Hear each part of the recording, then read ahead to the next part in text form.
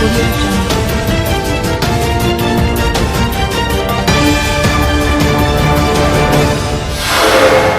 अमुनी नागरिकता संशोधन आईन विरोधी निया गतकाली ଏହି ଘଟଣାରେ 8 ଜଣଙ୍କ ମୃତ୍ୟୁ ଘଟିଥିବା ବେଳେ ହିଂସାକାଣ୍ଡ ଜନିତ ମୃତ୍ୟୁ ସଂଖ୍ୟା ଏବେ 20 କୁ ବୃଦ୍ଧି ପାଇଛି।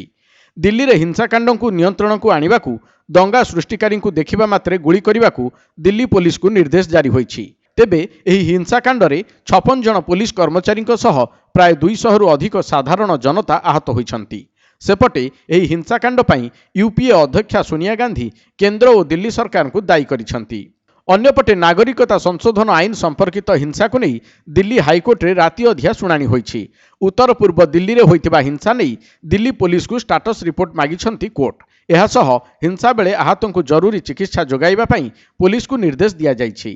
हिंसाकांड रोकिबारे निजर दायित्व ठीक भावे तुलाई नथिबा कही दिल्ली पुलिस को सुप्रीम कोर्ट भर्त्सना करिछंती। सेपटे शाहीनबाग संपर्क में आसंता 23 रे सुप्रीम कोर्ट रे शुणाणी हेबो। उत्तर पूर्व दिल्ली रे उत्तेजना अति उग्र रूप धारण करिबा परे जाफराबाद, मौजपुर, बाबरपुर और चांदबाग रे कर्फ्यू लागू होईछि। उत्तर पूर्व दिल्ली रे पूरा 1 मास पई 144 धारा जारी करा जाइछि। सेहीपरि आजि हेबाकु थिबा समस्त परीक्षा को बातिल करि दैछि सीबीएसई। आईपीएस एसएन श्रीवास्तव को आईन श्रृंखला रक्षार स्वतंत्र कमिशनर भावे नियुक्त करा जाइछि। सेपटे स्थिति नहीं गतकाली 24 घंटा मध्य स्वराष्ट्र मंत्री अमित शाह 3 थर वरिष्ठ अधिकारी सह आलोचना करिसंती।